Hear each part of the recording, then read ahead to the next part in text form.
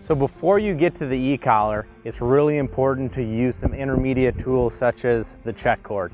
The check cord can be your best friend when you have a young dog that is not yet introduced to the electronic collar. One of the reasons why we would use the check cord so much is because we never want to give a command that we cannot reinforce.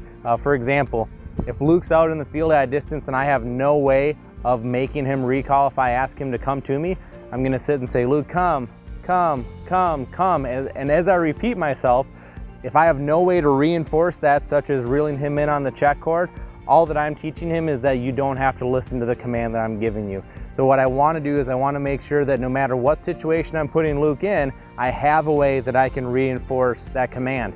Now, something that is really simple is this is about a 30-foot check cord right here.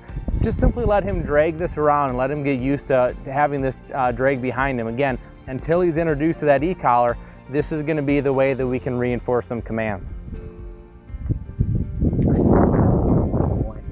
All right, so here's a prime example of what we were just talking about having to reinforce your commands. Here Luke's out here in the field and he looks like he's having quite a bit of fun, right? He's very interested, he's looking at things, obviously much more interesting than the two of us are.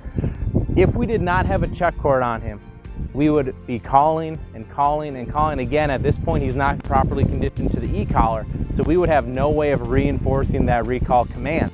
Now what I'm going to do is, instead of sitting here and calling and teaching him that he does not have to listen to me, instead what I'm rather going to do is walk up, grab that check cord before I give him the command, and then ask him to come to me. And what I'm going to do is, if he chooses not to come to me, I can now reinforce that command by reeling him in on that check cord.